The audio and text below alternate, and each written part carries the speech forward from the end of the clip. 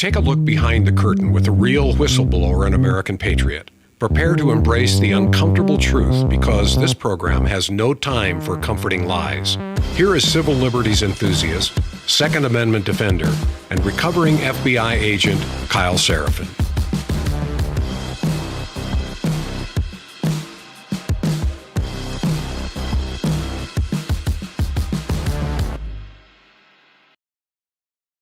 Hello, my friends. Welcome to the Kyle Seraphin Show. Today is Thursday. It is October the 2nd, and thanks for being with me. We're going to kick a hornet's nest today. We are going to upset. I'm looking for the right word here. We're going to fly in the face of the traditional wisdom that you are entitled to all the information and that you, at your desk or on your phone, as you walk around living your life, are personally solving crimes. I've watched the online space, and I have watched a significant amount of regular people, including folks that reach out to me, not come to grips with the fact that Charlie Kirk was killed. So here we are, October 2nd. He was killed, 3 weeks ago? And people are struggling to understand that and deal with it. And we've got other news that goes on, and, the world keeps turning. And, for the children of that man, part of the world stopped forever. And for some of you, you're unable to grab it. There's some real dark things that are out there. And a conversation with my mother-in-law one time, and she described the world as she saw it, which is not the world that I live in. And so we had this kind of, we all live in the same world, folks. We all live in the same reality. Whether you can grasp that or not, whether you have awareness of all of the things that are going on or not, doesn't change the fact that it's happening. And so it's very difficult for her to, I think, kind of put these two ideas together, that the place that she lives is safe and friendly, and the people she deals with are kind and thoughtful. And on the other end of it are some objectively horrible things that are so hard for regular people to grasp, because it's not what we see every day. This is the difficulty of being in emergency medicine. It's the difficulty of people who've gone to war. It's the difficulty of law enforcement. It's just, they don't see exactly how dark there are, that some human hearts are. And so we're dealing with this problem, and we're dealing with it in a public way. And we're seeing people basically say that because of the way that I see the world, I can't grasp this stuff. I can't grasp what's happening. I want to try to go through the fact that there are, in fact, some facts out there, and nothing requires you to solve a case. Nothing. We're going to deal with that. On top of all that, I do see that there are folks in our chat right now that are struggling. They are not being able to get sound. They're not being able to get audio. We are having some streaming issues. I don't know if there's an internet issue. I don't know if it's at the streaming end. I know that I've changed nothing on my end. And so if you guys are having a hard time, or if things are coming in and out and the sound is not there, I will make sure that we upload all of this to Spotify. So for those of you that are like, hey, what the hell's going on? It's not me. We have the same settings that we always do. We're doing the same thing that we always do. And we will upload a clean episode to Spotify, so you guys can find that very easily. Let's just tell you. Go over to KyleSeraphinShow.com if you are sick of this replay not working. KyleSeraphinShow.com. If it's failing over on YouTube, if it's failing on Rumble, if it's failing on X, we will individually upload this. I will make sure that it gets there, and make sure you guys are liking and subscribing, and you can follow the channel over on Spotify, and you should, because it's a really great way to do it. Easy things you can do. Support our program by going to the place where you can always rely on it. So far, it has not let me down. You can also support us over on Locals, KyleSeraphin.com. Very easy to do. Let's talk about one of our first sponsors, and then we'll get into today's program. I'm going to be reading for my folks over at Patriot Coolers. You guys are seeing on the screen. Yesterday was Patriot Cooler Day at the Seraphin House, patriotcoolers.com. Use the promo code Kyle, same as I did. My girls have graduated from little girl plastic water bottles to some grown-up stuff. And so they have a 20 and a 24 ounce. We bought the the Cantina, which is shaped almost like a martini shaker. And then we got another one from my younger daughter that has the screw on top. I think we now have every single type of Patriot Cooler product. You guys can get them as well. They're durable. They look good. They're immediately covered with stickers and unicorns if you give them to your babies. And you can save 10% by using my name at checkout. It's patriotcoolers.com. Patriot Coolers with an S on the end.com. There is a link in the show description if you guys want to see the ones that look like the one over my shoulder, which has the etchings and so on of the Suspendables logos. Patriotcoolers.com and the promo code KYLE. Let's get into today's, let's say, questionably technology challenged episode. And again, if you're struggling, just hang out in the chat and we'll see you guys at the end of this. Here we go.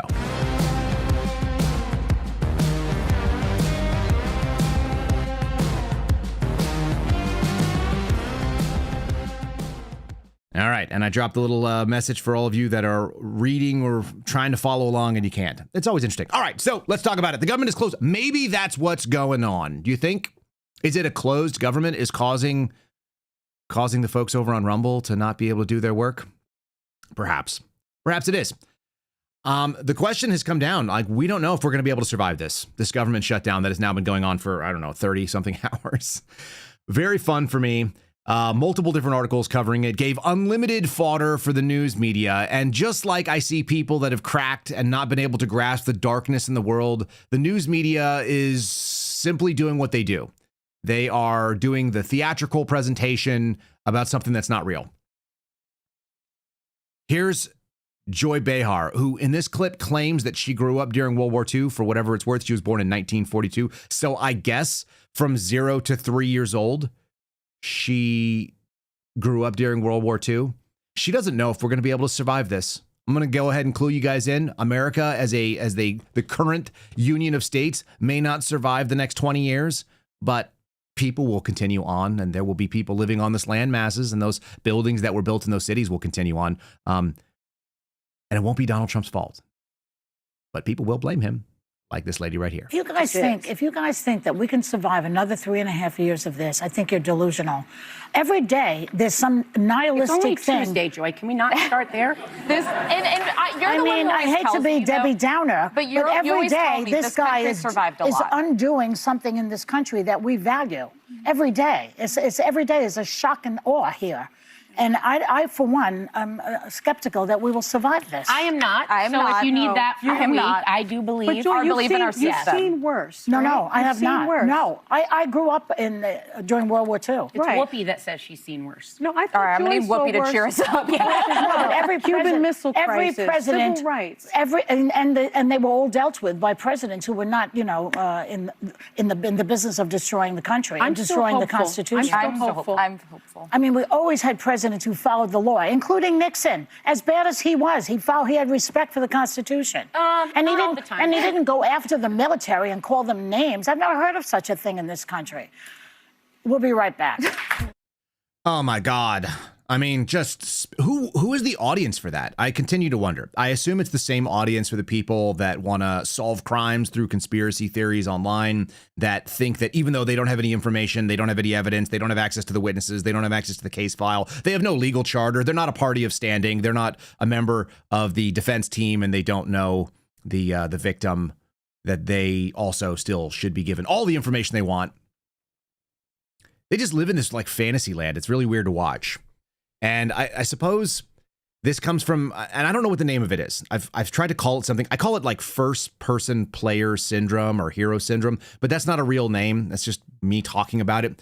There are people that think that they are the hero in the entire movie, the whole movie of like humanity's experience here on Earth. They think that it's about them. Usually you grow out of that at some point in time. Somewhere in your 20s, I think most people realize that the world is not centered on them. It doesn't just hinge on their thoughts and their experiences. And when something bad happens, the entire world doesn't just come to a halt and grind. But I think that some of these folks in these spaces do. And I think that the women on The View seem to act that way. To remind you that that is not the case. To remind you it's not. This is something we played on the call-in show last night. We had a small number of people, so we'll share it with a larger audience. This is just a reminder that when you walk outside and you find out that Pete Hegseth said mean things to generals who have had mean things said to them before, When the government shuts down, allegedly, this is the headline that you're seeing on the screen here from ABC, government shutdown updates, Trump vows to cut waste as shutdown enters the second day, dun, dun, dun. Like, nobody's lost a paycheck yet. Nobody's even missed a pay period. The Senate's going to vote tomorrow and decide what they're going to do. And at some point, they'll go and fund it because that's what they do.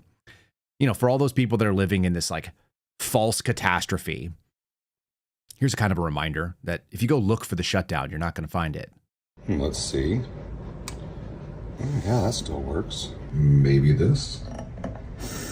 Nope, that also works. Maybe no Department of Transportation, so... Oh, my truck still works. Maybe the stoplights don't work. Oh, no, those are working too. Huh. Well, I can't find the shutdown anywhere, guys. Just seems like everything's just fine. It's hard to find it. Everything works just fine, it turns out. And it's kind of interesting when you start looking into the way that they're covering it. Again, sort of this catastrophic coverage. It's about healthcare. It's about illegal aliens. It's about this horrible moment where we're being super mean and you're seeing people use AI sombreros and mustaches and blah, blah, blah, blah, blah. This is the thing that I found quite interesting. This comes from CBS. Investors are unfazed about the government shutdown. Here's how stocks have fired during previous closures. When the people who have the most money are not worried about what's going to go on, maybe because their wealth comes from accurately seeing trends and predicting the way that history kind of works. Yeah. And you suddenly realize it's really not that big of a deal. Let's read this. Stocks closed at record highs on Wednesday, despite the U.S. government shutdown expected to idle hundreds of thousands of workers and hobble federal agencies charged with dispensing a range of critical services. What are those critical services? Do the lights still work at your house? Are they still turned on here at our studio? Does the toilet still flush? Can you still start your car?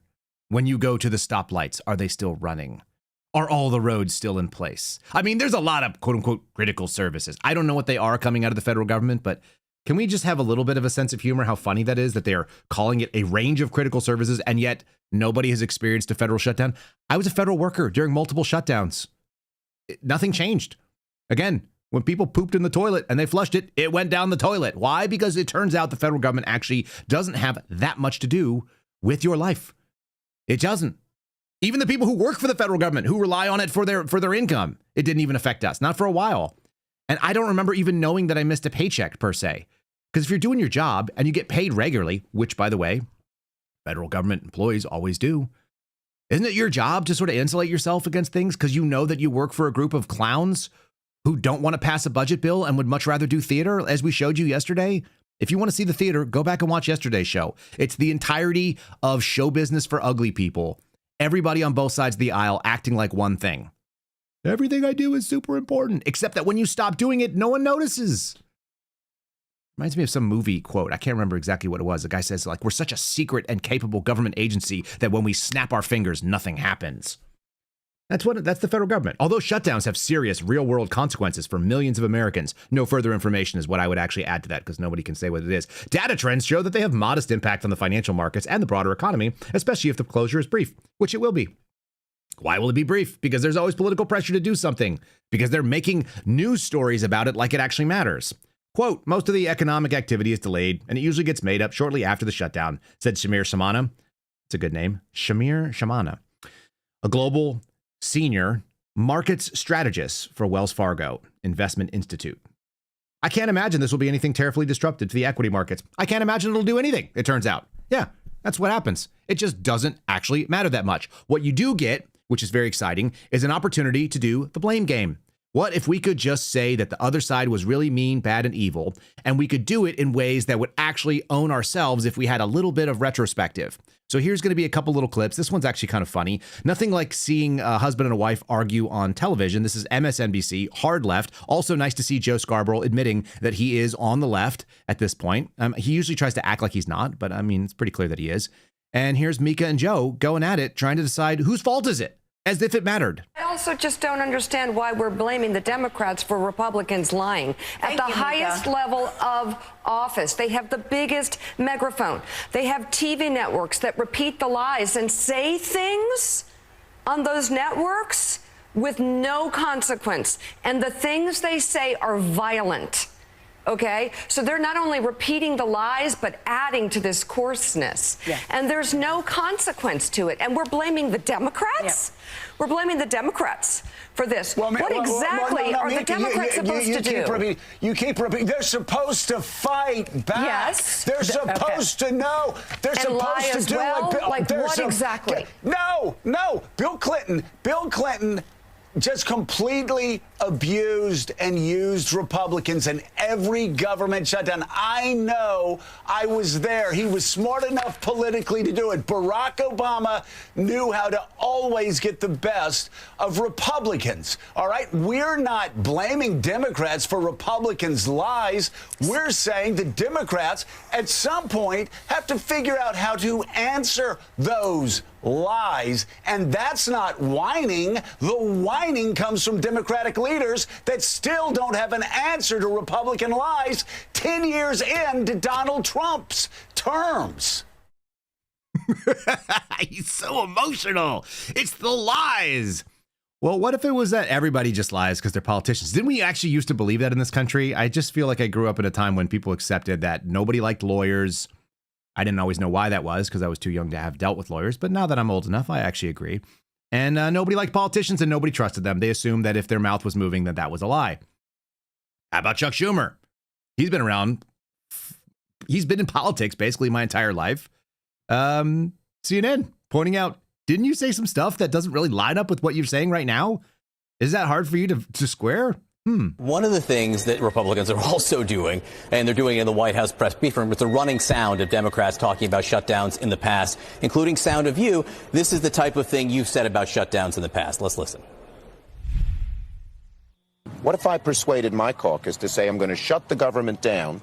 I'm going to not pay our bills unless I get my way. It's a politics of idiocy, of confrontation, of paralysis. Shutting down government over a policy difference is self-defeating. We can never hold American workers hostage again. While the CR bill is very bad, the potential for a shutdown has consequences for America that are much, much worse. Therefore, I will vote to keep the government open and not shut it down. That was you 3 times in the past. Go ahead. What's different this time? Yeah, that was in March, John, before they had done these horrible things to health care, before they had introduced these rescissions which would allow them to ignore the budget process. And the bottom line is, when I was majority leader, we had 13 times to vote on a budget. Do you know why there was no shutdown? We sat and negotiated with the Republicans every time. They got some things, we got some things. They did not negotiate at all. They refused, despite repeated entreaties by Hakeem and me, to go to the White House to sit down with Thune and Johnson. Look, if you want to know who wants a shutdown, look at the House. Johnson had the House adjourn all this week. So they couldn't even if the Senate had come up with a solution, they couldn't vote on it. But remember, the entirety of this is about something that has already been negotiated. It's the quote unquote clean CR, which I hate, by the way. I hate it. I don't want them to do CRs ever. But acting like this is a problem, something that you previously had passed, that there was a budget and we were going to continue doing it, to pretend like this is now needs a new negotiation. No. Do you understand that when you're in the weak position, you don't get what you want? You have to cave more. That's the nature of being in the minority. Nope, we don't do that. Anyway, the funniest thing is that we're seeing 2 stories. One of them coming from CNN, that the government shutdown is a slow boil political crisis. It comes from Stephen Collinson, who's British. And he says it's too early to blink, but the pressure is slowly beginning to rise. Government shutdown drama is still in the opening act, with Democrats and Republicans heaping blame on each other. It's a silly, silly article. It's listed as analysis. I don't know why I think this is so funny, but CNN does analysis. Even the picture that you see on the screen, which comes from their article, is a picture of water at night with a reflection of the U.S. Capitol dome in it. I don't know why. Because democracy is upside down, perhaps. The earliest strains are evident Wednesday, with political strains cracking the unity of one or both parties, whether it takes days or weeks, and a standoff must end. The White House adopted a ruthless position. Like, all of this is silly. It's just dramatic nonsense. You know what's crazy is when you go to that, and then you see that the New York Times actually has the most sane take. For workers, mixed signals. For the public, limited impact on shutdown's first day. Holy crap. When the New York Times is a fantastically balanced statement of fact. The workers are getting mixed signals. They don't know when they're going to go back to work. Yeah, that's true. Does it matter? No. And for the public, basically nobody knows. Pretty much everything goes on as usual. I'm going to continue to cheer. I will be in a better mood, even though I don't feel great. Like I've been getting bad sleep. I've probably, like some of you, we're moving now towards whatever the season is where we get one little seasonal illness, cold or flu or something like that. And I'm sure I'm fighting through all that because I've got little kids that bring diseases home. And yet I'm in a great mood. And the mood is a lot of it because the government's shut down and it makes me smile. I think it's great because all it does is prove the point that I've been making for a couple of years now. Multiple years I have been telling you that your impact with the federal government is almost none. It just doesn't do anything for you. We pay an awful lot of money. They're still taxing you, by the way. Every penny you are earning right now during the shutdown where you get no value for your dollar. Yeah, it continues on. I guess you get some value. The military stays at work. Our federal law enforcement, for better or worse, is still at work. We're going to pay people who got to go have a little moment at home. People who got a forced vacation. Isn't it funny? The New York Times. Federal agencies give shifting and mixed guidance on their workforces about who should come in and who should stay. That's the discussion about whether or not you're essential. By the way, wouldn't it be great if you were not called into work as a non-essential worker for the federal government during a shutdown, that you thought, hey, my job doesn't matter. Perhaps I should go get a different job. I think Milo Yiannopoulos actually said that this morning online, and I actually love it. It's my favorite. He said, if you have a federal job, it's not real. And it doesn't matter, and nobody cares, or something to that effect. I'm paraphrasing a little bit. Yeah, that's about right. Nobody cares. The first day of the government shutdown in nearly 7 years left the federal workforce in flux, many employees in a state of confusion as they received last-minute and conflicting instructions from managers. One thing that I know to be universal about the federal government is that whenever somebody is asked to do something that they've done before, they pretend like it's the first time it's ever been done. That was a very strong experience that I had with the FBI, but it was also the case whenever I went to other federal agencies. Hey, can I get a guest pass for this person? I'm coming into the building. And they'd be like, I work at the guest desk. I've never done this before, even though they probably did it yesterday. They will straight invent a new process every single day. And that's actually going to play into what we're talking about at the end of the show today. The response plans in the case of emergency, in the case of shutdown, they're always on the fly. Even though somebody had their entire job in the Army, you'd say an MOS, in the Air Force at AFSC, you would say they spent their entire career planning for the possible contingency that this thing happened. What if there was a riotous mob over at the Capitol? Do we have a plan for that? Yes, we do, sir. Like, roll it out. Here's the plan. These people would respond, and this is the phone tree, and this is the thing. And then you have a riotous mob at the Capitol on January 6th. What happens? They make it up. They just create their own response. It's completely out of the blue. Every single after action that I saw in the FBI was, we should have a plan for this. Oh, crap. We did have a plan. We just didn't do it. And I can assure you that every single federal agency actually had a rollout plan of what's supposed to happen in a government shutdown. Because after one government shutdown, somebody came up with a brilliant idea. What if we put Bob in charge of putting all the plans together? And they were like, oh, that'd be a great idea. Yeah, Bob, you'd be really good at that. So Bob would go and work on the plan. And then he would like roll it out and he would brief it. And people would be like, that is amazing. That is a great plan, Bob. You are now going to be promoted to the next level of planning. And he was like, great. And then everybody took Bob's plan and they went, yep, we're never going to do that. We'll just go ahead and make it up on the fly. We'll just have mixed confusion. There were no major disruptions to air travel. The Internal Revenue Service was still answering calls from taxpayers. Federal agents arrested immigrants who showed up for routine court appearances in Lower Manhattan. But the impact was felt elsewhere. At the Jimmy Carter Presidential Library in Atlanta, which was closed. Visitors got a quick civics lesson. Presidential libraries are operated by the National Federal Archives, or the Federal National Archives and Records Administration, which furloughed more than half its staff and said they don't have to come into work, which means the Jimmy Carter Presidential Library in Atlanta was closed. So that happened. So for all of you that were not in Atlanta and were thinking, damn it, next week, I intended to go to the Jimmy Carter Presidential Library. They found one. The New York Times found that lady who was traveling to go see the Jimmy Carter Presidential Library from out of town.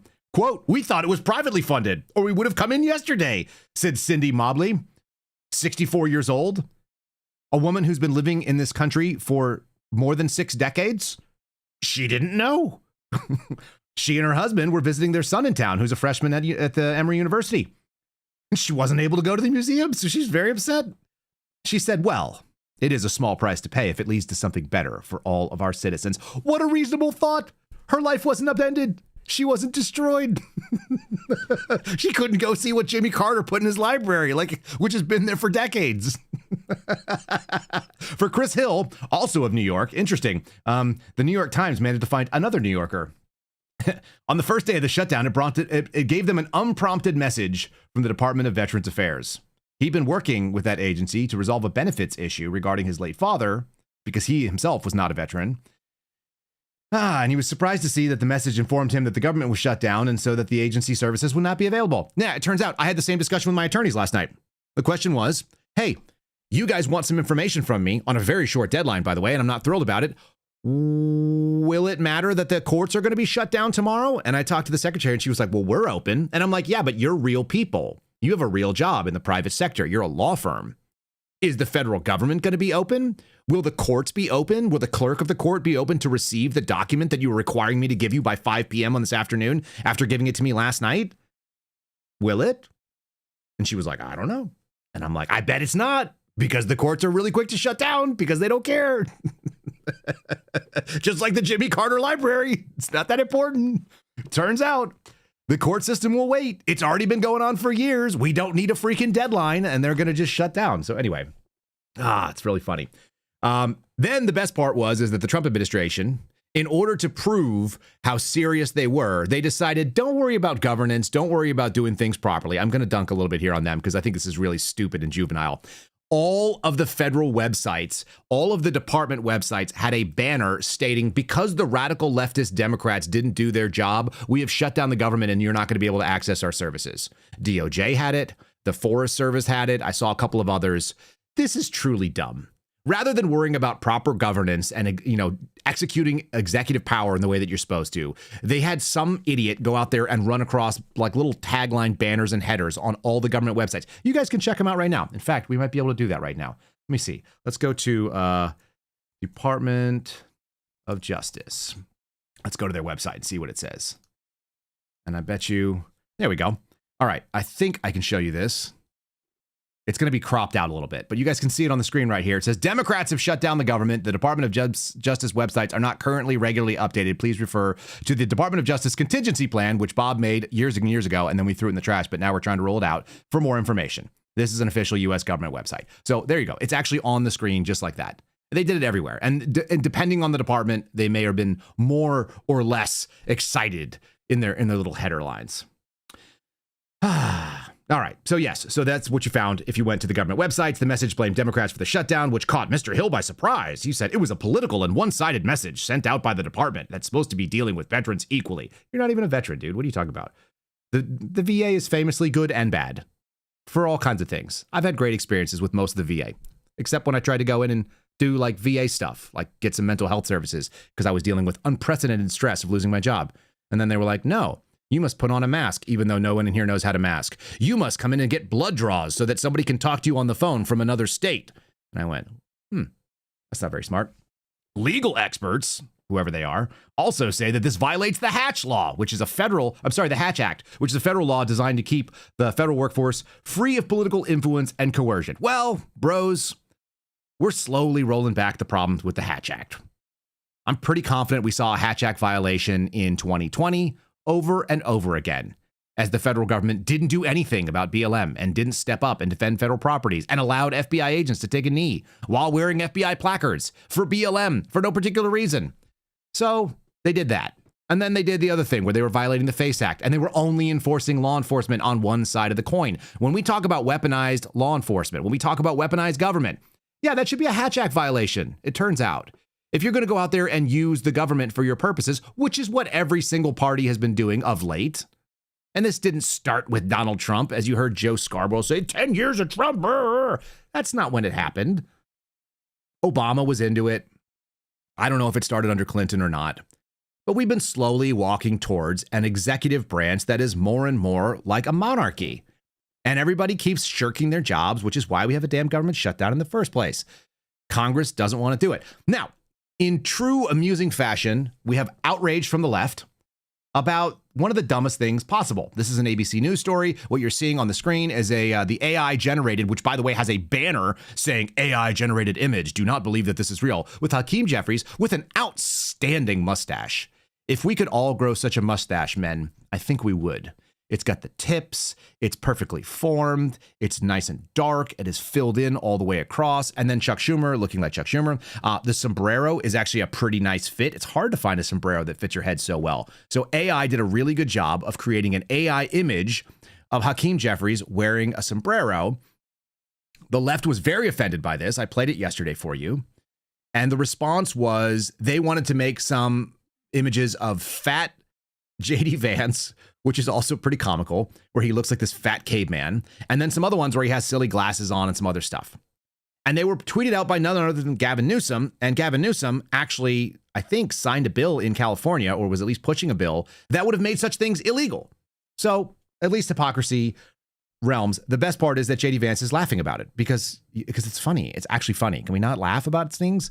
Have we killed comedy? JD Vance laughed off criticism of Trump's deepfake Jeffries video. We're having a good time, he said. That's something one of my buddies used to say all the time. It was my favorite.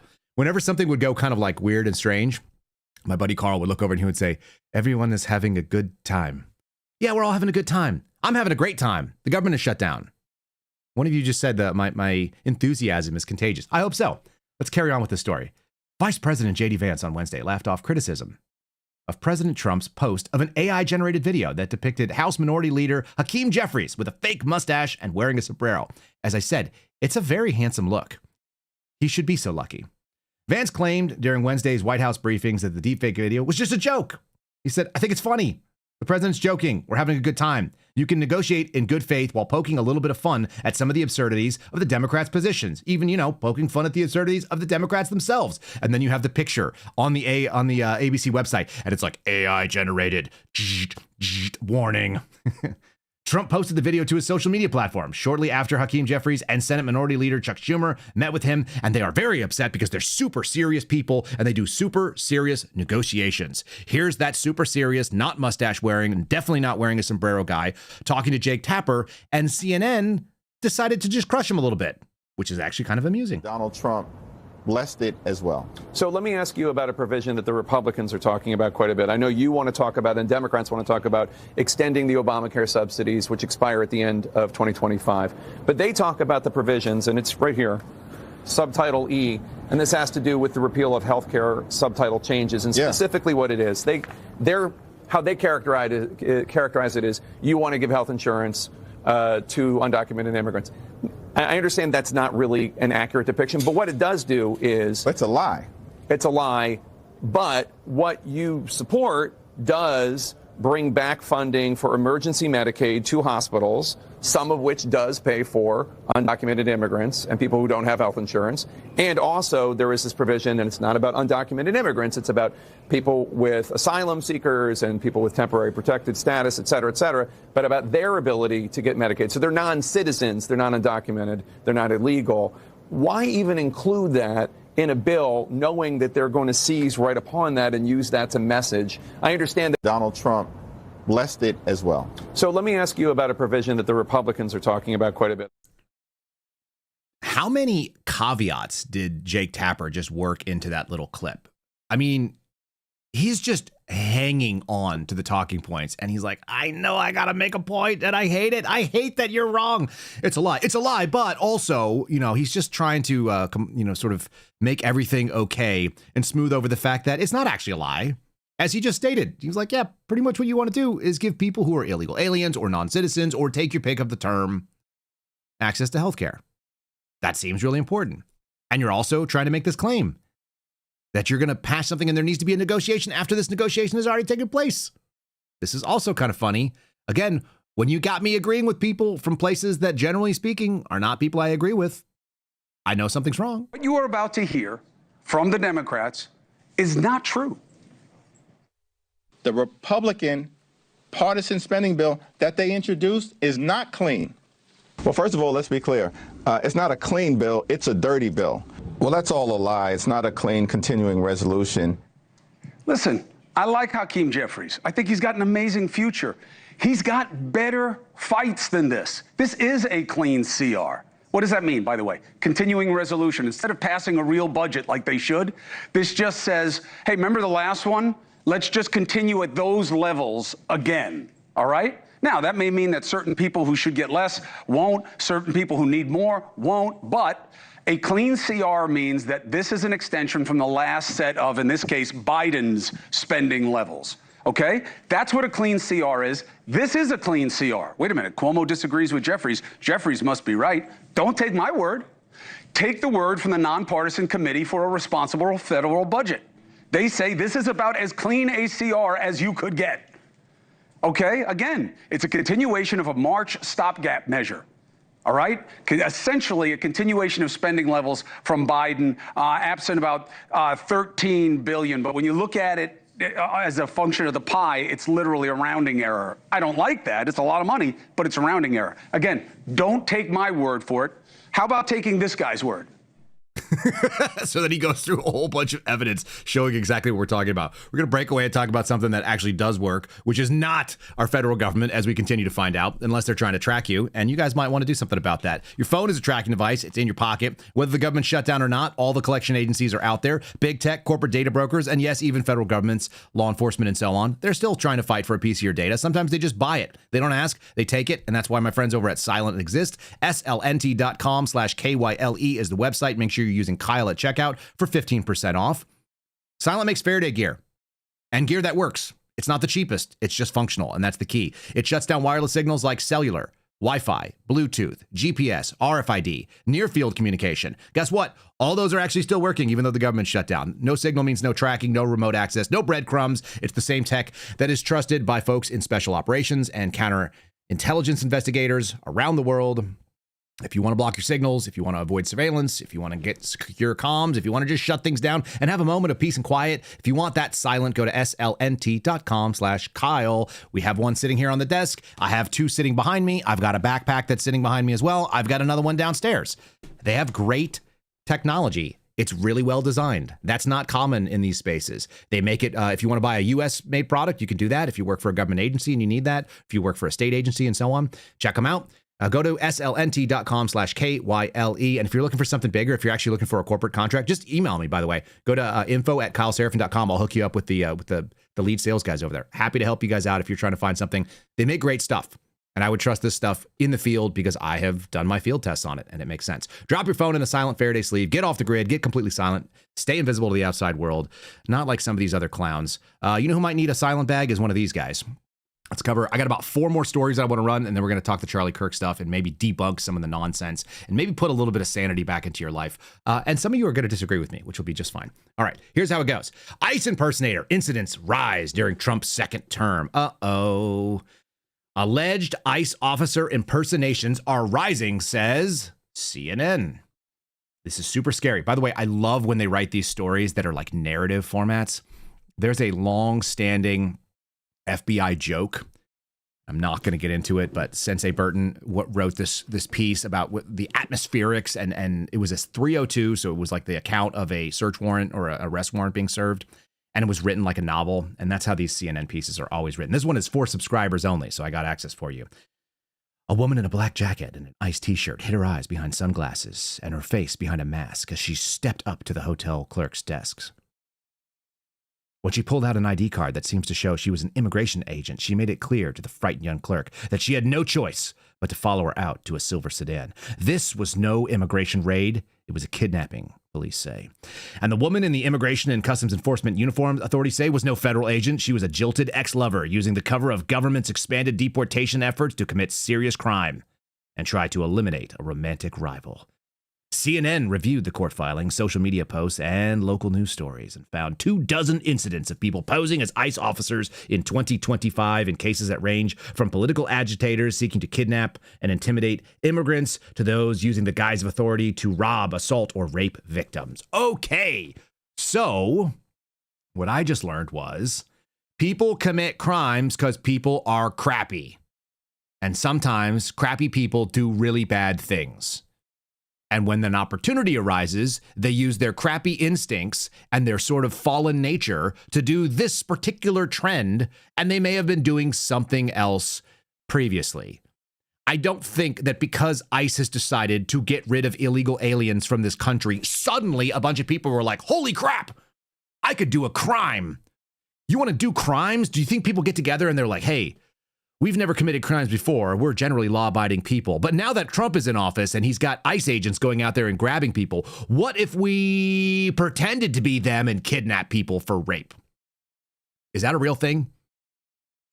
I will submit to you that it is not.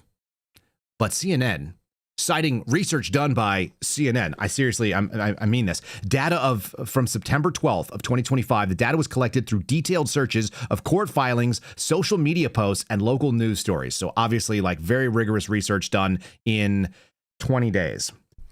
Includes incidents of people reporting that they were impersonating ICE officers with the aim of committing crimes such as fraud, theft, sexual assault. The data is not comprehensive and may exclude impersonations that have not been reported. It may also just be complete bullshit because the source is CNN, reported by CNN, with a graphic by Lou Robinson at CNN. I'm serious. Like, this is my favorite stuff. And look at that. Look at that graphic. Look how damning it is. Purple, a few more purples, pink. The pink is a really big line, and it shows like 20 instances. That's what we're looking at. You can't see it probably on the screen here, but there's a very faint line that we're talking about 20 or 23 instances this year of people impersonating ICE officers. How many were impersonating other types of federal officers previously? Oh, they decided to neglect that because it's CNN and they don't really care about rigorous stuff. So I just want you to be aware that it's always possible that there may be a fake ICE officer dealing with you to the tune of like 20 people in the 350 million people in the United States. So a very big problem, as highlighted by the CNN subscriber-only analysis. How about another one? This is also a really big deal. Journalist grabbed, shoved by ICE agent in New York immigration court. Video shows. And look at that man. He is down on the ground, and he's like a soccer player. Aren't soccer players like also kind of part-time actors? Like, they're always like showing when they fall over, then they like grab their leg and then they pop up after the foul is called, that kind of thing. That seems what it is. This is like a FIFA type deal. So here we go. This is a journalist being tended to after being thrown to the ground and injured by federal agents. He was taken out in an ambulance with a neck brace, which proves to you that he needed a neck brace because whenever somebody hits the ground and lays on the ground for a long time, the protocol in EMS is to provide them with, you guys are going to be shocked, hold on, a neck brace. Just to rule out, it's known as C-spine precautions. The key word there is precautions. Nobody makes a diagnosis in the field, and the fact of the matter is, this guy moving his arms kind of indicates to us that he probably has full mobility on everything. Sure, one journalist appeared to be injured. Appeared to be, by the way. I love how they couch it this way. This is coming from which news? This is also CNN. Also very funny. One reporter was injured. Another one was grabbed and shoved by masked immigration and customs enforcement officers at a New York immigration court on Tuesday morning. There was a video showing the encounter where the reporter was in the way and obstructing federal agents. Dun, dun, dun. Witnesses can be heard saying, oh my God, several times. And so when women who are in the crowd say, oh my God, several times, you know it is a very, very serious problem. Also, the ICE agent was not polite. He said, quote, get the F out of the elevator. Which is very damning because if you say mean words and you push people who are in your way, stopping you from doing your freaking job when you're a federal agent and potentially endangering the safety of yourself and the other ones around you and even the person that you're trying to arrest, that is a really big deal. Freelance photographer whose clients included the Associated Press and a videographer from Anadolu.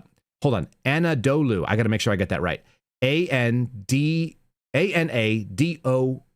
What kind of name is that? Anadolu agency was injured. This is real sad stuff. One of them left the building on a stretcher. Two journalists were also not injured. The journalists were documenting the arrest when they were shoved, aka they were getting in the way of people doing their freaking job. I don't know why we have this. This actually goes into my final point here that we're going to get into as we get into the tail end of the show. People think that they have a right to information that they have no right to. Guess what? I get it if you're a reporter and your job is to get the scoop. If you get in the way of people doing their job and violence is on the table. Do you know why police officers wear body armor and carry guns and batons and tasers and tear gas and all that kind of stuff? It's because if people get in the way and obstruct them from doing their job, they are still required to go do that job. So get out of the way.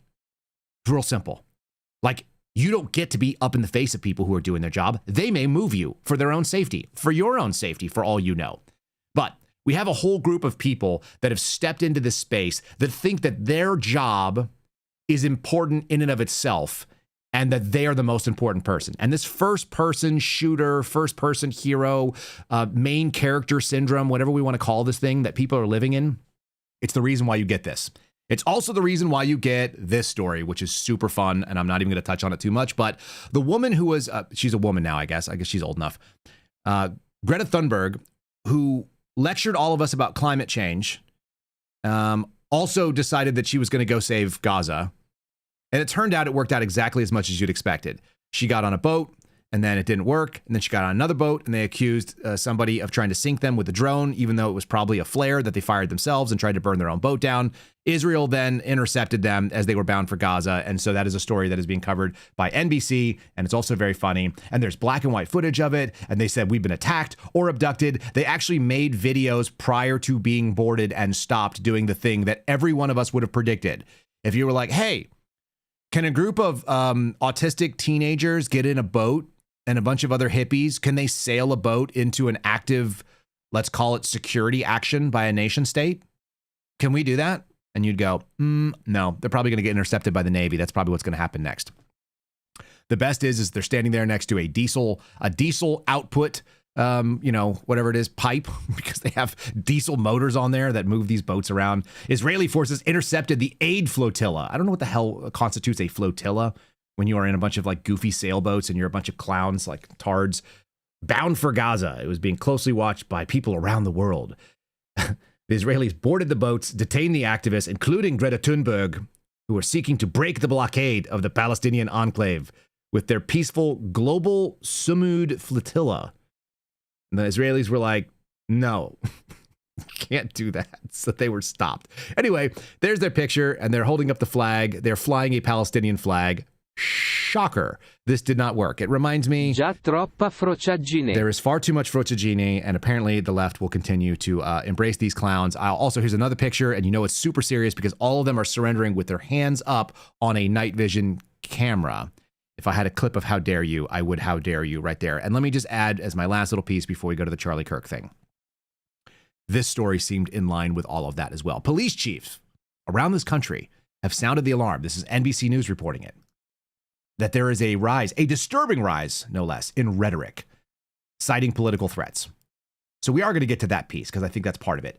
A leading police organization has called for the prosecution of individuals, including elected and public officials, who incite or contribute to a climate that fosters targeted attacks, also known as not an understanding of the First Amendment. It turns out the First Amendment actually should, in fact, protect most of your political rhetoric, including the things that you say that are hateful and ugly and disgusting.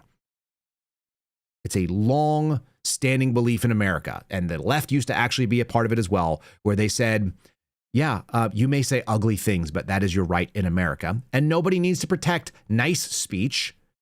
The reason that we have the First Amendment is to protect ugly, nasty, politically charged, disturbing rhetoric. All this stuff is supposed to be protected. We've lost that. And so a lot of Americans are willing to trade two things. They're willing to trade their sanity for feeling good about stuff, and they're willing to trade their liberties for this instinct that that we have safety. As long as nobody says mean things and nothing mean will happen.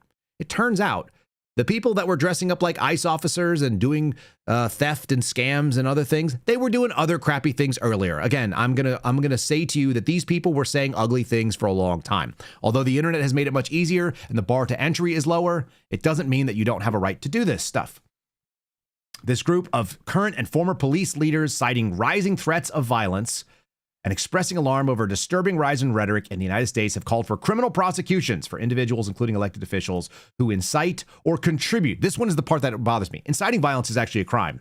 Contributing to a climate that fosters attacks is not acceptable. Who is this group? It's the International Association. Why are they international, you wonder? The International Association of Chiefs of Police, one of the largest police associations. They passed a resolution condemning the incitement of violence, aka a police chiefs organization involving people from outside of the United States, have said that crimes are crimes because incitement of violence is a crime.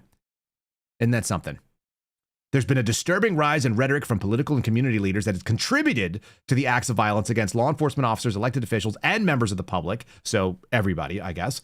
And the IACP urges political and community leaders to exercise restraint and responsibility and thoughtfulness in their public statements, recognizing their influence of their words on public behavior and safety. And yet, where is the First Amendment caveat on that? Which means we also stand by your right to say anything that is allowed. That is not a crime. Nope, they don't do that. Former police leaders expressed alarm in interviews, warning that the number of threats to the public and to schools and to political leaders and law enforcement are the highest they've ever seen in their careers. No further information, no statistical analysis done, just feelings. The level of vitriol is at a spot that I've never observed in my entire career. Isn't that something? They like to say this stuff, and it's always so outrageous. They did the same thing in the article that I saw about the ICE impersonators. They actually quoted a guy named, what's his name? Larry Krasner. He said, I've never seen anything like this in my 38 years in law enforcement. ICE was created in 2003. I wasn't a math major, but I almost was a math minor. And I feel like 38 years would take you long before ICE even existed when it was created in 2003. So maybe that doesn't matter. And maybe people dressed up like other cops, because that actually is a real problem. People dressing up like law enforcement. That's why it's a crime, it turns out. If you are impersonating an officer, you will find yourself on the wrong side of the law. In any case, we have a bunch of this nonsense. All right, let's talk about this little piece here. Actually, let's just do a quick break for Spotify. So if you guys want to see, we may hear a Spotify ad right now. Spotify can be found over at KyleSerafinShow.com. That's the cheat code. Send it to a friend in a text message. I would very much appreciate it. You can also find us on Locals if you want to support us. We are not doing the call-in show tonight because we did it last night, and we're going to do an appearance on Paramount Tactical tonight. KyleSerafin.com is the way that you get to the Locals. And then lastly, if you're watching on the video channels, even if they kind of suck and they're not giving you audio all the time, or if they're having streaming problems, give us a like, give us a share. Share it with somebody. Subscribe to the channel. I'd appreciate it if you did. That'd be great. Let's focus in on some things that came out this week. And I want to contrast these two things, because so many people know things that are not so. That was a complaint that Ronald Reagan had about liberals, which he was referring to, Democrats or liberals in sort of the same way, right? His famous quote says, it's not that they don't know anything. It's that the things that they know are not so. That was a Ronald Reagan quotation. People today, right now, have this belief, and I've tried to break it down on different programs. I went on Alex Jones yesterday and said the same thing. I think that there is this instinct. Once I have an opinion, that's my opinion, and I stand by it. Don't confuse me with the facts. I already have an opinion. That's something my father likes to tell me. People do that, for sure. The other thing is that we have an instantaneous gratification society. You can pick up the phone and somebody will deliver you with Uber Eats or Favor or one of these other apps. They will bring you a burrito right now, today, at this moment, wherever you are in the country. Well, most places. There are instantaneous options to gratify yourself. Let's say you wanted to know, hey, what year was ICE founded? You could type it up and you'll find out it was in 2003. You will find that in 1 second. It will be within your speed of texting and hitting return. It will pop up, right? So we have this instantaneous gratification. If you want to watch every single episode of the X-Files, like I've got on the wall over there, right? There's the X-Files. If I want to watch Silence of the Lambs right now and I don't want to go to a store, I can buy a copy of Silence of the Lambs and I will have access to it immediately and I can watch it in my home. I can see every single episode of almost every television show that's ever been put out because we have instantaneous gratification. And yet, what we don't have is instantaneous gratification in the space of criminal activity and actual mysteries and actual crimes being solved, because we have this crazy thing in this country that's called due process. And due process means a couple of things. It means that we go through a fairly lengthy and sometimes a little bit frustrating procedure. And why do we do that? Because in theory, in this country, despite the fact that we have social media that is indicting and convicting and executing people every single day for things, we're supposed to actually presume innocence. It's not explicitly stated in our Constitution or in the Bill of Rights, but it is implied through all the common law that if you are going to go through due process, we must believe that you are, by default, not guilty of the crime, and then we are going to go through a specific process to adjudicate whether you are or you not. And we have a standard, and the standard is whether or not you can get a warrant based on probable cause. That's like, it's more likely than not. Probable cause to believe. And then we have the ability to convict you. If it was in a civil case, it will be the preponderance of the evidence, which is not quite as high as beyond reasonable doubt, which means no reasonable person would doubt it. We have these legal standards. They exist. We would like to know all the answers right away, immediately. We'd like to watch season 6 of the X-Files now. And so we can get that.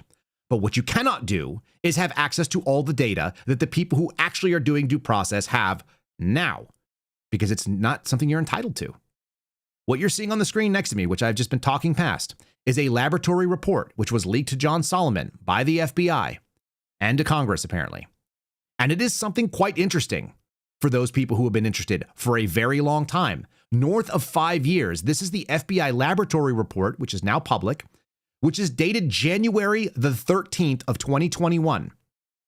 It is 5.5 years old, right? Coming up on 6 years. And it is the report on the explosive devices, here they are, that were found on January the 6th, that are integral to the understanding of what happened on January 6th. And there have been conflicting reports back and forth in the media, and all these people believed a bunch of things that they did or did not know, blah, blah, blah, blah, blah. And everybody speculated on where they came from and who put them there, and was it a Fed op, and was that person a federal employee, and how come we don't have any of this stuff going on? How come we don't have all the answers about it? And it turns out it took 5.5 years before they actually released it, and they still don't have this guy. So maybe this wasn't even a great way to release it, although I think Kash Patel is desperate for a victory. Here are the administrative pictures. One of the devices was found outside the DNC at 400 Canal Street, Southeast Washington, D.C. The other one, device number 2, was outside the RNC. It was behind a trash can. There was a big reveal that the woman who saw it first thought it was a piece of trash. It looks like there's like a rat, there's a container, a plastic container that is used to usually trap or kill rats with poison right next to it. And so she thought it was garbage the first time or the second time she saw it. And she claims she never saw it before. So she says she was able to narrow down a 40-minute window when it was placed. Maybe, maybe not. Turns out, without additional information, that's just eyewitness scrutiny, and it's not that useful because she was on the way to go take her laundry basket at 12 o'clock. And at 12:40, she suddenly recognized it and said it wasn't there before. Maybe, maybe not. Okay? So there you have this information. And there's some really interesting stuff in this, including the examinations of the actual devices. The interesting word is that we had congressional testimony by a guy named Steve D'Antuono, who was the person in charge of the Detroit field office when there was the Gretchen Whitmer situation. I'll call it the kidnapping, fednapping, whatever you want to call it. And then on top of it, there was another office he was in charge of, which was Washington Field on January 6th. So he was technically the highest level supervisor in the office that I worked in on January the 6th. And he went under congressional testimony under oath and stated to Tom Massey that his understanding and his belief from this report, as far as I can tell, unless there's another report that has been hidden, this report claimed that those bombs were viable. Those 2 pipe bombs we just saw. And the fact of the matter is, I was briefed sometime after January the 13th, probably in that week, January the 13th of January the 20th, when my team was doing a surveillance operation on a possible, pipe bomber and or a person of interest in that case, which was very important at the time, we got briefed that they were not viable, that they looked very bomb-like. And guess what? This freaking report says exactly what I said. And the American people have never had access to it. And that's as it's designed. You're not supposed to. Why? Because this is still an active criminal case, and the odds that they would send this stuff out is pretty low. It's quite interesting that they did some tests on it to see if there was viability. There's some really good drawings of the bombs for those of you that want to see it. For those of you that understand explosives and have seen IEDs before, this might be actually kind of amusing. I will post this over at kyleserafin.com in the comments. You'll see it on YouTube in the comments, and you'll see it on Rumble in the comments. I pinned these links for you. Okay, this is a 22-page long report. And one of it is very, very interesting to me. It supposedly was a black powder pipe bomb.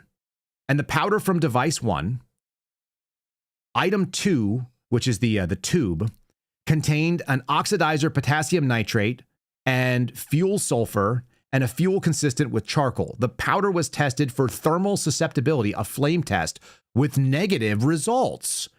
That kind of tells me inert, which is exactly what we were briefed on. Now, maybe one of you guys has a little bit more experience in reading a bomb report from a laboratory, and maybe I'm wrong about that. But my understanding is that a negative flame test means that it did not actually ignite the powder, which tells us something pretty specific. The bombs looked very bomb-like. Then they go on to say that detailed information on the chemical analysis was conducted on the powder, and you can find that on a different laboratory date, which was done the day before. When properly ignited, which it was not done, obviously, by a suitable source of heat, which apparently was not the case when they did the flame test, low explosives are designed, this is just background information, to generate gases and deflagrate, whatever that means. When properly confined in a container, such as a can, a bottle, or a pipe, these gases would generate pressure on the container walls and cause an explosion of the canister. That's how pipe bombs work. But everything we see on this says that they didn't actually work. And that these, with the proper proportions, which they don't claim was there, the chemicals can form a low explosive black powder. So then you've got some more pictures of the canister, which they had to crack open in order to get what they needed to. They peeled off the nipple of these particular pipes. And so they show you all this information. But as I understand it, and there is no wording specifically viability. The word viable and viability do not exist in this document. And all of that is to say that, yes, the government does in fact lie to us. And there are people who are misleading us under oath. There are people that are saying things that are not true. But we're not actually entitled to this information as a general rule. Because we're not the investigators. You're not an investigator. I don't want to blow your mind, but unless you work for an investigative agency and you are charged with investigating a specific crime, this is not your job. You're on the internet. You're reading a news story, just like I am right now. I'm a third party. People send me stuff all the time. Kyle, are you investigating this? No, I'm not. I don't investigate anything anymore. I'm just a dude. Now, occasionally I look into certain stories and I get some more background. I do some research into it, and maybe I want to expose that research and what I know. But let's be really, really simple. I am not an investigator anymore. My job is podcaster. I work at this desk. I have zero legal authorities to get anything. I can occasionally ask the government to give me access to information. Be like, hey, I'd like to FOIA all the things about this. And they can tell me to go piss off, which is what they do. When you're an investigator, you have tools that will compel things, like you can have people sit down for voluntary or non-voluntary interview. You can do a custodial interview. That's when somebody reads your Miranda rights and you are under police or law enforcement custody. And you don't have to speak, but they will keep you there. Yeah. These things can happen. It's real. Okay? They can go and get your records. I've had my records subpoenaed. There are other national security tactics that you can go and get records. You can get access to things that you might otherwise not be able to access. National security letters and subpoenas. You can execute a search warrant where we knock down the door of your house and we go in without your permission, whether you like it or not, because a judge said we could, because there was this standard probable cause to believe that there was a crime happening, or that it had been committed, and you may have the evidence, and we've shown enough information to say that there's probable cause to believe that the evidence exists at the location that we are going at in specificity, and then we can go in and go get that evidence, if it exists, which it might not. Probable cause doesn't mean it definitely exists. It means that it's likely to exist. I can't do that as a guy sitting here, and neither can you, by the way. You've got an X account. You're on Facebook. How are you going to compel evidence? How are you going to get access to all of the hundreds, let's say, of interviews that are being done for people that were in the crowd when Charlie Kirk was shot? Do you know that they are trying to interview all of them? Have any of you guys actually read the probable cause statement? And what I keep finding is all of these wild conspiracy theories, and I'm going to call them that because that's what they are. They're conspiratorial. Israel did it for God knows what reason. Totally lost on that one. It was a directed energy weapon coming from a trap door where a human being can't fit because I saw a picture of something on a Google Earth map. Okay. Why? Do you have access to the room full of, evidence that was collected from the scene, things that were left behind, things that were, gathered, videotapes, so on and so forth? No. Have you interviewed hundreds? There are probably like 2,000 people that were in the stadium there, or in that stadium seating or amphitheater? No. How do I know that you haven't evaluated all the evidence? Because the prosecution went and did a hearing the other day, earlier this week, and I went and watched the hearing, and you guys can watch it too. It's over on my social media feed. It's pinned. It is 10 minutes long. You can watch it in 2X. You can get through it in about 5 minutes. And I'm going to summarize it for you. What they said was, we have charged this guy. We have not evaluated whether the probable cause even exists because they charged through a thing called an information. How many people know that about this story? An information was the charging document. It wasn't an indictment, which was my mistake. I actually thought it was. Let me show you what they used to charge. This is the information right here. You can find it. It's also linked over on social media. And I will drop this thing in over on KyleSerafin.com and in the comments for all the video platforms. This is the information. Usually when you go and you charge somebody, and I had to go look up because state laws are different than federal laws, but the way that I was taught in the FBI's academy is that you charge people by either information or indictment. Those are the two I's. Those are the charging documents. An indictment is I bring fact patterns, testimony, evidence, pictures, etc., lab reports, whatever, in front of a grand jury. And a prosecutor will ask me questions. It's ex parte, which means it's just me representing the government's position. Nobody's there to defend it. And I ask questions. They're asking me questions, and I give my testimony to the best of my knowledge, full and true. But only the things that they're asking me about. I don't have to tell you everything. I don't have to tell you anything exculpatory. I just answer what's in the police report, what's in the fact-finding mission, what we found in evidence. All right? And then a grand jury, which is a bunch of regular people who are read in on what is the law that is alleged to have been broken, what are the elements of that crime, and what elements would we have to meet to be able to tell you that that crime took place? And they go, yeah, there's probable cause to believe, better than not, that this thing actually happened. The other way you do it, which is a little bit less common for most people, is called information. And that's what's going on in Utah. Now, Utah, everyone has their own little process. An information is essentially a complaint. And that's the way the federal government calls it. They usually call the information a complaint. That's when me, fill in the blank Agent X, types up the fact patterns as I know it. I wrote like very few complaints. The J6ers got complaints, but generally speaking, FBI agents don't do complaints. All right. It's not all that common. It's more common for other law enforcement. The FBI does long-term investigations, so indictments are the way you do it. When you do a complaint in the FBI, here's the one that I did.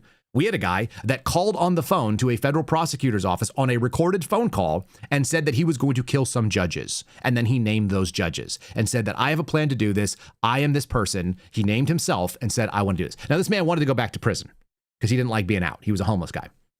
So I write up the complaint. There's probable cause to believe that this guy did it. Here's the violation, interstate threats made on an interstate medium. This is the law that's relevant and at play. And then I transcribed the phone call and I put it out there in direct quotations. What did the man say? Which was the actual threat. And then I sent it over to the judge, and the judge read it and he said, I really liked your quotation. I could feel like I was listening to it. Raise your hand and swear that the things that you said in this document are true to the best of your knowledge. Whatever it is, they do the swearing out. So I swear it out. Yes, that's it. Then we got an arrest warrant issued with that complaint. That was my version of an information. In the case of Utah, it's done a little bit different. So what you're seeing here is the information coming in the 4th Judicial District Court of Utah County, State of Utah, the case number and the information. And then it's the State of Utah, which is the plaintiff, bringing a charge against the defendant, Tyler James Robinson. And they give the counts. What is it they are going to attempt to prove? Aggravated murder is one of them. Victim targeting enhancement. That means that they were specific to his political ideologies. This is the equivalent of like a hate crime. Violent offense committed in the presence of a child because of the people that were witnessing. That's an aggregating factor, so it adds to the sentencing potentially. It makes it worse. A violent offense committed in front of the presence of a child. Count number 2 is felony discharge of a firearm causing serious bodily injury. Again, with the same enhancements, child and victim targeting. Obstruction of justice. This has to do with hiding the weapon system and trying to delay, hinder, or prevent investigation, apprehension, or prosecution or conviction. So that's another charge. Tampering with a witness. This is the text messages, as far as we can tell. Going to somebody who knew something and trying to get them to like not be involved. In federal charges, this would usually be, they would call it it's not associate. It's a accomplice after the fact or something to that effect. All right. Tampering with witness again. Violent felony offense in the presence of a child is its own criminal charge. Those are 7 charges. Those are the 7 counts that they brought in this information. And then you have what's known as the probable cause statement. This is commonly referred to as the affidavit.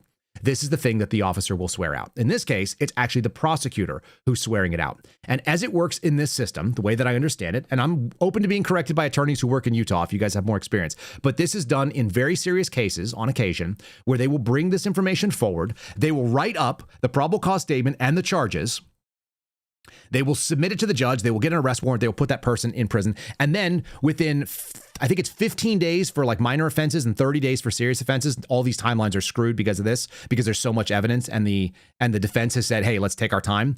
But normally what would happen within 30 days is they would have a preliminary hearing where the judge is going to understand whether or not the probable cause to believe that this crime took place is actually properly listed in this probable cause statement. They will evaluate the nature of the probable cause.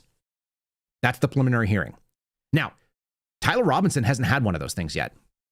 Most people may not realize that. He had a hearing that got rescheduled. They had a second hearing where they agreed to a hearing on the 30th to decide whether or not they've had enough time to actually do the preliminary hearing because the defense said that the discovery is so voluminous that they haven't even gotten a grasp on it. There's a lot of digital information that's coming in. There are unlimited amounts of witness statements. The judge put a caveat on this particular proceeding and said, hey, listen, we know that there are going to be more witnesses coming in. Can you please make sure that they understand that this is a media sensitive case and they should not be out talking to the media? So like once you basically talk to them, then you're going to kind of put, it's not a gag order, but you're going to limit their exposure to the press so they understand that they're not going to put their hands on the system of justice. They're not going to put their fingers on the scales as witnesses. And the judge vowed to do the same thing, and so did the prosecutor and the defense. Everybody's going to do their best effort. That's what the entire hearing was. And they're going to reconvene on the 30th. So nobody has evaluated whether this probable cause statement is accurate or not, but it lays out a really clear fact pattern. So for all the people that are out there internet investigating, the probable cause statement indicates evidence that is obviously not public yet. This was sworn out, or this was described by Brian Davis from the Utah State Bureau of Investigation. So that's their state law enforcement agency. He says there's probable cause to believe that the defendant committed the above listed offenses, all 7 of them. And here's the following evidence that is being submitted in support of this filing. On September the 10th, 2025, approximately 12:23, Charlie Kirk was shot and killed while speaking at a large crowd at the campus of Utah Valley University in Orem, Utah. The police found the suspected murder weapon, a bolt-action .30-06 rifle, nearby. It's not totally specific, but they do get into more of it. Over the next 33 hours, they conducted a manhunt for the shooter until on the evening of September the 11th. They actually got Tyler James Robinson to surrender to the police. At the Washington County Sheriff's Office, DNA consistent with Robinson was found on the rifle's trigger. After shooting Mr. Kirk, they should say allegedly here, but this is, they're making their statement. He hid the gun, which is count 3, one of the obstruction charges, discarded the clothing he wore when he filed the rifle, which is another obstruction charge, count 4, and told his lover/roommate to delete the incriminating text messages, which is count 5. That's witness tampering. And not to talk to the police, count 6. Children were present at the time of the crime, count 7. That's the summary of what they put out. Okay? That's the summary. Then they go into the shooting. They describe what Turning Point is. They describe what the event was. They say members of Kirk's team who were behind him and where they were. They say approximately 15 minutes into the event, there was a gunshot when he was talking to a person about mass shootings by transgender individuals. When the gunshot rang out, the bullet struck Mr. Kirk in the neck. He slumped to the ground almost immediately. The bullet's trajectory passed closely to several other individuals beside Mr. Kirk, including the questioner who was standing directly in front of Mr. Kirk. Children were visible. They had visibility to the stage when he was shot. So that's they're substantiating their claim. Okay. Then they say, at the moment of the shot, a UVU police officer was watching the crowd from an elevated vantage point. And as soon as he heard the shot, he began to scan the area for threats. Believing the shot came from a rifle because of the sound, he looked for a potential sniper positions. He noted a roof area approximately 160 yards away from Mr. Kirk as a potential shooting position and rushed there to look for evidence. This is explaining why they went to the rooftop. The suspected shooting position is adjacent to an open, publicly accessible walkway. Do you remember how many people said, well, how the hell did he get onto the roof? Now you know. It was actually in the PC statement. To access the suspected location, a person must climb over a railing and then drop to the roof only slightly below. It sounds like it's only a few feet below, and there's a railing in the way. The UVU police officer climbed over the railing and down onto the roof. He then walked to the suspected shooter's position and confirmed a clear shooting corridor between the position and Mr. Kirk's seat. He noticed markings in the gravel rooftop consistent with a sniper having lain on the roof, impressions in the gravel potentially left by elbows, knees, and feet of a person in a prone shooting position. Okay. Police reviewed the surveillance cameras covering the roof and discovered that it recorded an individual dressed entirely in dark clothing crossing the railings from the public walkway and dropping onto the roof at approximately 12:15. Although the individual moved out of the camera's view for a short time, the camera again captured the individual running across the roof and low crawling to the area where the UVU officer recognized as the suspected sniper had dropped into the prone shooting position. Do you guys get that? There's video that we've never seen that shows this person dropping off the walkway onto the rooftop, disappearing slightly, and then popping up over there. There's 2 possibilities. He was carrying the rifle with him, or he left the rifle there previously and he recovered it and then went to the sniper position. But this is actually covered in the document, and this is a very credible, reasonable fact pattern. You can follow this and go, okay, I understand why that would make sense. Although the individual moved out of the camera for a short time, the camera captured the individual running across the rooftop and then low crawling into position. After a short time, which matches the known time of the shot, the individual arose and ran across the roof to the northeast. Again, you're not going to be able to see the shot necessarily on grainy security cameras, and more likely than not, you're not going to have sound as well. This discovery led to an intensive review of UVU surveillance recordings attempting to track and identify the suspect. This is all very logical. Surveillance revealed the following. At approximately 11:51, the subject or suspect entered the with an American flag at its center, a dark baseball cap, and large sunglasses. Through the surveillance, the subject keeps his head down and rarely raises his head enough for a clear image of his face. As he proceeds across the campus, he's seen walking with an unusual gait. The suspect walks with very little bending in his right knee, and they claim here, consistent with a rifle being hidden in his pants. This unusual gait continues until the suspect is seen crossing the railing off of the open walkway and onto the roof where he leaves the camera's view. Do you guys understand? This is just like the probable cause statement. There is going to be some video that's going to back this stuff up. That's what you'll see only in court, though. They don't need to try it with you. You're not in the jury. You're just a person reading. All right. So he drops off. He leaves the camera's view. The camera later captures the suspect as he runs across the roof to the suspected shooting position. Immediately after the shot was fired, the camera captures the suspect running from the roof carrying an item whose shape is consistent with a rifle. I've shown you that video. It looks very clear to me. I have it on a very big screen with high resolution monitors, even though it's only 1080p from a long ways away. The suspect is then seen climbing down the roof. He appears to drop the item he was carrying. As he hits the ground in a controlled fall, he picks up the item and runs towards the northeast campus. I assure you they have better abilities to view this than we do. This is pretty straightforward stuff. And what I tell you, the odds are it hit the ground, it dislodged the rifle slid all the way back to a position that would not be zeroed. So if you tried to find the zero on that scope, it's probably not there. This is not that hard.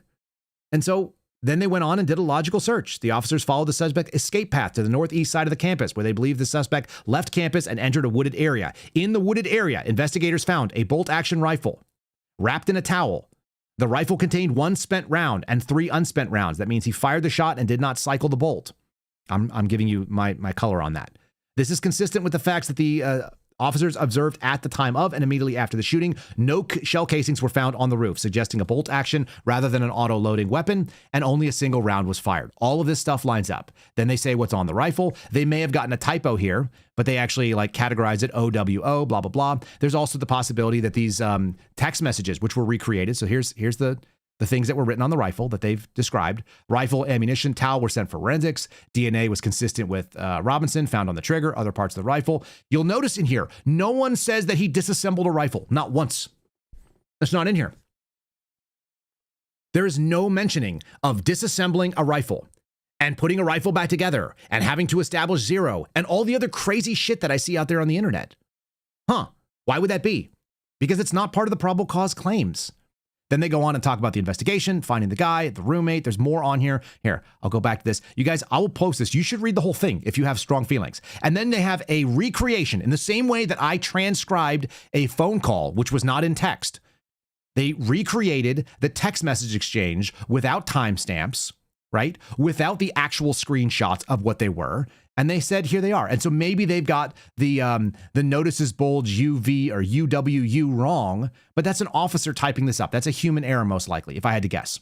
I'm guessing he knew what his own meme was. And when you see the screenshots, what they'll produce in court, then you'll get that. Again, this doesn't mean that this is what happened. This is what the probable cause statement is. This is the official claim. Then they talk about the search of the residence. Police executed a search warrant at Robinson's residence. During that search, police discovered shell casings etched with similar etchings like the ones found in the rifle near UVU. They also found several targets with bullet holes in Robinson's home, indicating practice. Then they say, these are the counts. This is what they are again. And we believe, based on the evidence received, that this is the person who committed these offenses as charged herein. Guys, do you know how simple this is? It doesn't mean that it happened. It means that the probable cause statement is not a thing that most people are evaluating when they're out there. Problem with this sort of pipe bomber story. If you don't have access, if you don't have a reason to have all the evidence, which you don't, if you don't have the ability to read and see the cameras that are being described here, there's clearly video evidence being described that has not been released to the public. I want you to consider that you don't have access to things in murder trials until after the trial or during the trial. And that's usually the bombshell reporting that people do. Oh my God, there was a glove. The DNA results matched. Blah, blah, blah, blah, blah. We don't try things in the court of public opinion because people are supposed to have due process and it's supposed to be fair. And by the way, the judge and the prosecutor and the defendant's counsel all said the same thing. Now, there will be a hearing where some of this stuff comes out and the probable cause statement is evaluated, but that has not even happened yet. That doesn't mean your government doesn't lie to you. I know they lied. I know that Steve D'Antuono said things that were not true, whether he meant to, whether it was intentional or whether it was on accident. He said that he was told that the bombs were viable, and I don't read that in the report that we just saw here. Okay? Viability is not a word that appears, just like disassembly is not a word that appears in this statement. But the absence of fact does not mean that you just go off randomly and believe whatever you want. I mean, you could do that. I just don't encourage it because you're going to be let down and you're going to be finding yourself in this cage of internet Gnostics who say whatever it is that I believe is good enough without any evidence. So that's what I'm leaving you with. I want you to consider that we're not supposed to know the answer. You're not an investigator, regardless of how many videos or clout chasing, podcasts you guys do. If you can't read a probable cause statement, and if you have zero experience with investigating crimes or homicides, like I have none investigating any kind of homicides or death investigations in Utah. So even I'm kind of winging it here on the process. I don't know the answer. I'm telling you what makes the most sense, and I've done some research into the process, and occasionally on very serious crimes, charging with an information is the way that things go. And so it makes sense to me that what we're looking here in these pages as charged by Jeffrey Gray, who's the Utah County Attorney. Do you know how many people you'd have to have, quote unquote, in on it to be able to pull off a big, crazy hoax? You'd need decent FBI agents, some of whom I know personally and I've known for a decade. I have friends that were involved in these interviews, and they are not bad people, and they don't like the government. And they are not going out there to set you up so they can cover for the Jews, space lasers, or freaking trapdoors and directed energy weapons. I can just freaking tell you that straight up. I know that deeply in my heart, and I'm telling you guys, the number of people you'd have to be in on it is so crazy that it defies credulity. So Occam's razor says, until found otherwise, this information is probably the most likely scenario, and the evidence that has been presented and actually been argued by the people who are making this case have done so in a reasonable amount of good faith. I think we actually have too much information. I think it's going to end up coloring the prosecution, and they're going to find out that there is a difficulty finding a jury pool that's able to do their job. That's what I think. We don't get all the information up front. You are not an investigator. You do not have the right to all this information. You are not a family member of the victim. You are not a family member of the defendant. You are not part of the defense team. So why on earth would you think that you had access to all the info, all the lab reports, all the coroner examinations, which most certainly happened as far as state law says in Utah? And then you're going to take the word of somebody at a social media company that's raising money on this guy's death to be able to say whether or not an autopsy happened? I'm just going to say, maybe some people need to pump the brakes, and maybe you need to acknowledge something that's really, really dark. Terribly bad things happen in this country every day. Children are murdered in ways that would turn your stomach. Family members kill each other in cold blood and sometimes in heats of passion. Really bad things have happened. There are nefarious state actors that are working against American interests and against your liberty. This is real. People who have been to war have seen terrible things. People who work in law enforcement have seen terrible things. Nurses in emergency rooms, ER physicians, paramedics, people who have been out on the street doing some of this work have seen absolutely horrific things, and it stains your soul and it leaves you with a dark sense of despair unless you have faith. I think a lot of Americans got a glimpse into that little darkness that many of us have carried for a long time. And we find ways to cope with it. We talked about it last night on our call-in show. Dark humor, gallows humor, really, really kind of otherwise inappropriate jokes. But how else can you deal with it? And some Americans for the first time found out that there's some real darkness. Like a person would climb up on a roof and shoot someone he doesn't know for a reason that makes no sense to most people. And they're trying to cope. And so we're seeing an online interest. We're seeing podcast after podcast, people who are uneducated, that are not sophisticated in this particular field, that are going out there and creating wild constructs that are not grounded in the actual argument being made by the state, which is not in its totality.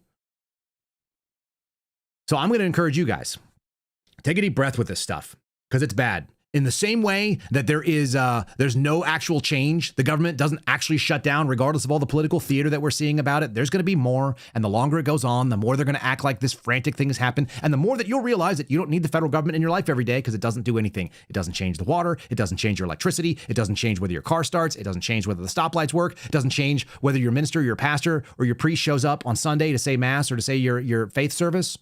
None of those things happen. The government's not involved in any of them. Most of your life is not involved with government, even though we spend an inordinate amount of time talking about it here. If nothing else, the takeaway from this podcast, as 666 episodes as of today. Yes, I went with 666. I don't care. That number has no power on me. The reason that we do this podcast is almost always to prove to you that a lot of this stuff is unnecessary and we'd be better off with a far less of it. And you know what? Nick Freitas covered the little clip that I played of Joy Reid the other day. So I'm not going to give you a Joy Reid warning because we have a Nick Freitas warning to be able to do it. Again, we actually want less of this stuff. And I would roll this back 120 years in a heartbeat. Here's Nick making sense of the thing that I said. I like it when people discover the same clips that I do and they have the same instinct. This is not good, guys. Joy Reid has finally figured us out. If you go back before the 20th century, there were no income taxes, there were no regulations on business. You could earn as much money as you want, leave 100% of it to your children with no taxes. Right. That's the world they want. Oh no, that sounds horrible.